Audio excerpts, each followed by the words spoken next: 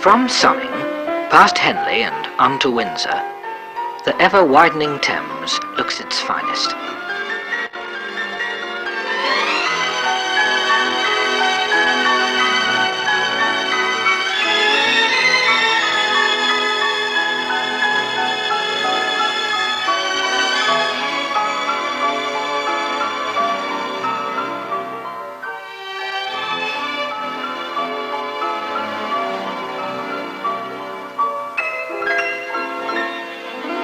At Caversham, a reinforced concrete bridge carries the main road from Henley to Reading across the Thames. Its main arch spans 55 metres and was the longest of its kind in England when built in 1923.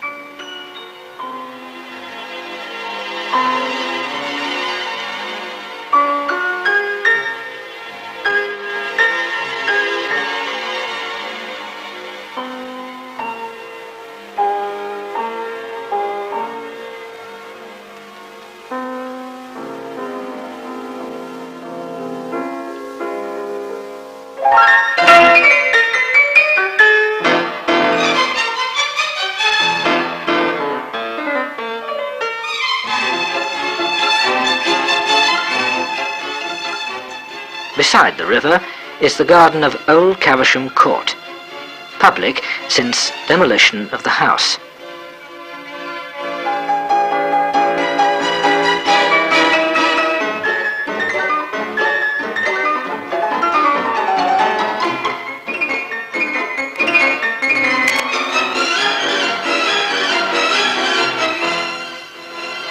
Above stands the church on a wooded hillside, and a walk along the path provides a tree-lined view of the river.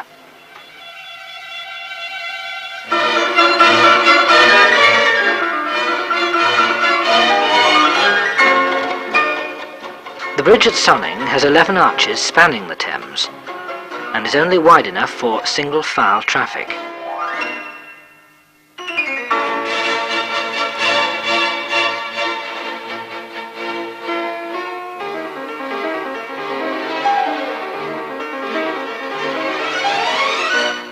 River and road meet at Wargrave, a popular boat hiring centre.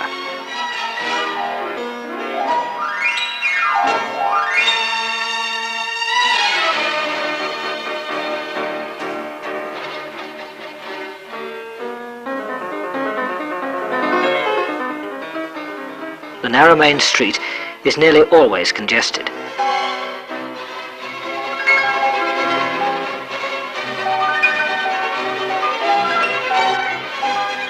Wargrave Church dates from 1914, but surviving from an earlier one is the Norman doorway and 16th century brick tower.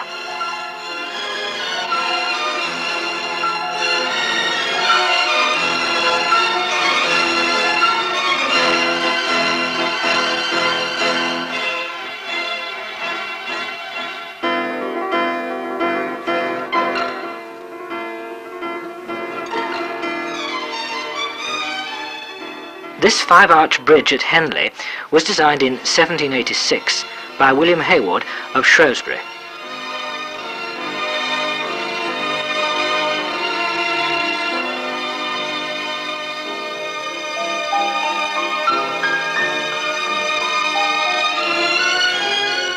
The road, made by Humphrey Gainsborough, crosses the bridge into the main street, which is wide and Georgian in design.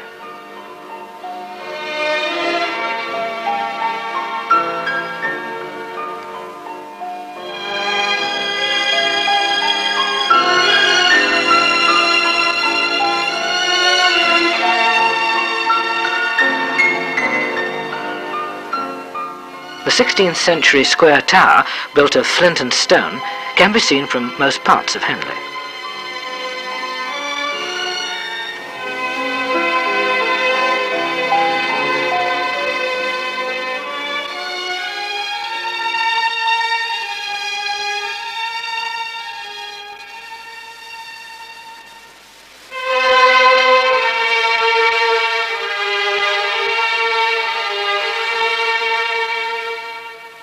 In the churchyard is the tomb of Richard Jennings, master builder of St Paul's, who often came to Henley. A path from the churchyard leads to the row of almshouses.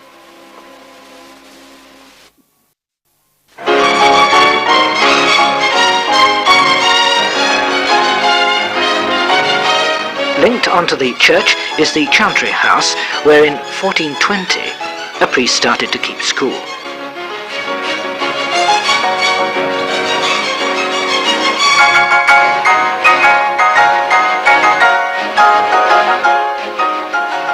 Opposite are some Tudor houses with massive oak timbers.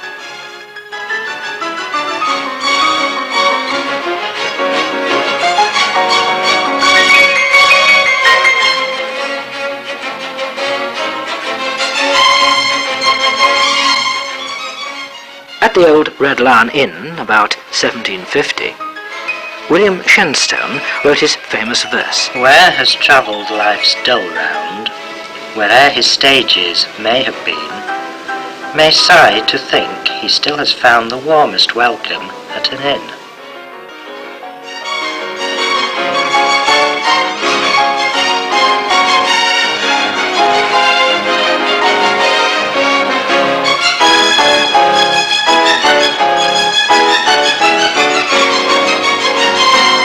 In 1839, the first river regatta in the world was held at Henley. It is now an annual event every July.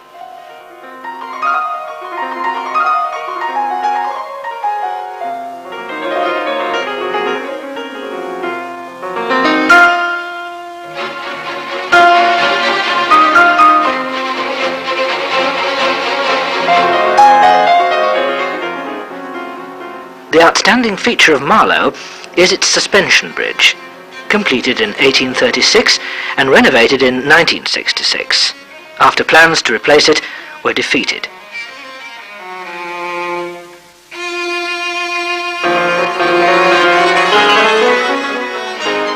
The complete Angler Hotel, its willow tree planted by the Duke of Wellington, was named after the book On the Delights of Fishing by Isaac Walton.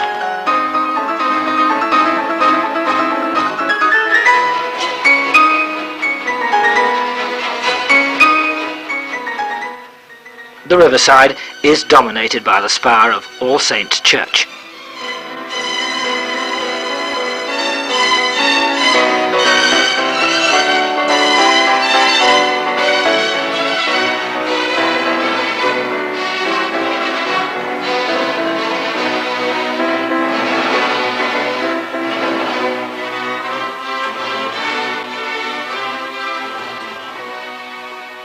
There are still many attractive Georgian houses here, and it was at Marlow that Shelley wrote The Revolt of Islam, and his wife wrote Frankenstein.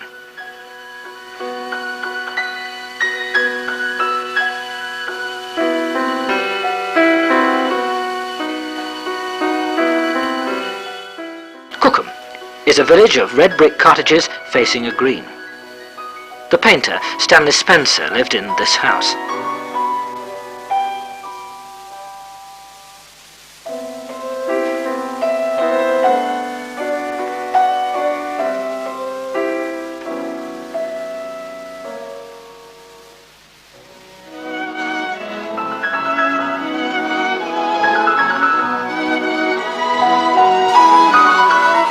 The riverscape and bridge at Cookham have hardly changed since Spencer painted this picture, Swan Upping.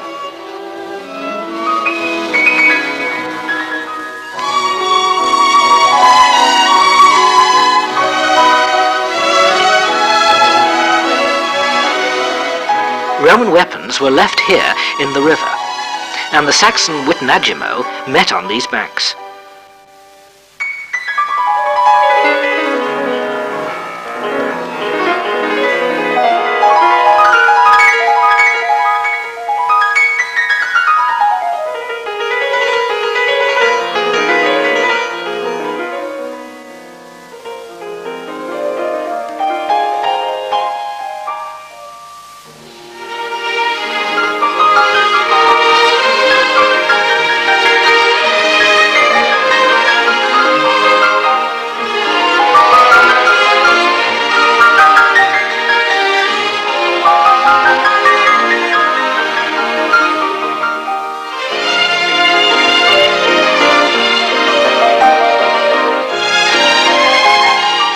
These almshouses, founded by William Goddard of the Fishmongers' Company, are at Bray.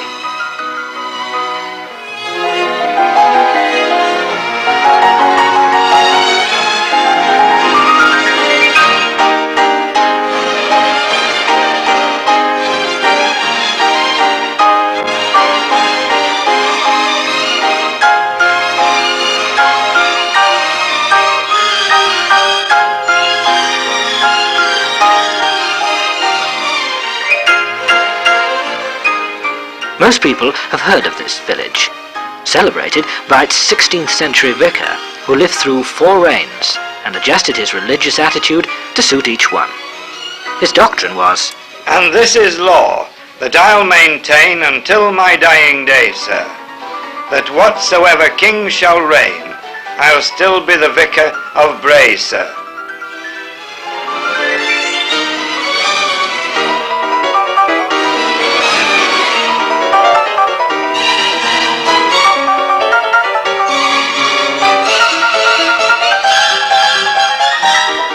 Welcome to Monkey Island, and when you've crossed the wooden suspension bridge, relax in the gardens of the hotel. Built originally as a fishing lodge for the 3rd Duke of Marlborough.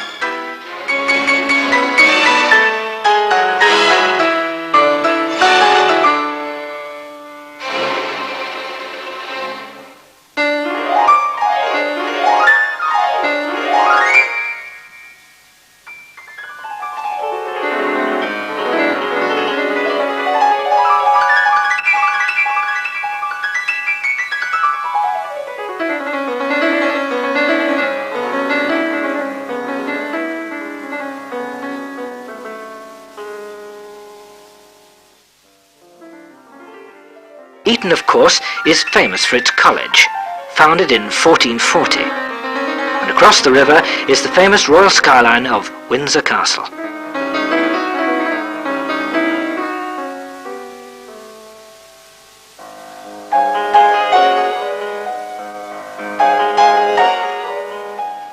It is a busy town and largely Victorian, its parish church having a Bath stone tower.